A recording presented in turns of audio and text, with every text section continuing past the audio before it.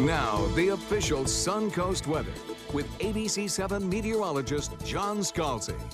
Just a little bit of sunshine is all it takes. 87 degrees our air temperature. We have a dew point value coming in at 75, significantly warmer than 24 hours ago, thanks to that southerly component to our winds, now south-southwest, and breezy at about 15. Small craft should exercise some caution today because of those winds, which will be strong all afternoon long. Off Gulf waters pulling in that moisture and bringing us an unstable atmosphere. It's an interesting thing. Wet air is actually lighter and fluffier than dry air.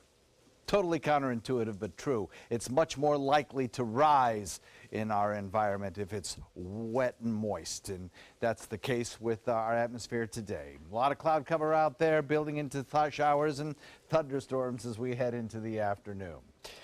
Our temperatures across the region, of course, responding to that little bit of sunshine that we got this morning.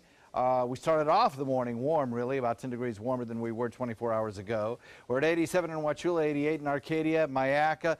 Parrish almost at 90 at 89. So too is Bradenton, Lakewood Ranch. 88 degrees in Northport, Punta Gorda. 89 in Venice, 88 in Inglewood, 87 Longboat Key. You notice kind of a general uniformity in our temperatures from inland to coast. Well, that's because that breezy wind and the cloud cover. All of those things kind of combining together to kind of smooth things out today. So yesterday, the dry air indicated here by the tan covered most of the center part of the state of Florida, but moving through time into today, it's all about that turquoise moisture that's across the region, helping to make our atmosphere want to turn over and become unstable. That's number one. Number two, we also have a lot of heat around. As you just saw, we started off the day warmer, and we're going to end up pretty warm as well, especially in our neck of the woods. And then number three, we have an elongated area of low pressure indicated here by this trail of clouds all the way across the state. So the combination of all of those things, plus we had an area of low pressure, well-defined low pressure actually, moving on shore now and becoming more diffuse, but still helping to provide lift. All of those things added together turns what was a beautiful, sunny, dry day yesterday after Emily passed by and drove down that dry air into a real sloppy mess for a lot of the state of Florida.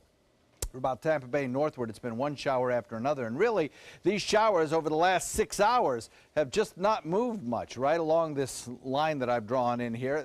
They just haven't headed too much to the south. What we will be watching for is later on today, these showers kind of producing winds that produce kind of a frontal boundary, you call it, the outflow boundary from the storms, the winds coming out of the storms producing an area where showers and thunderstorms might develop. That could come into our region a little bit later today.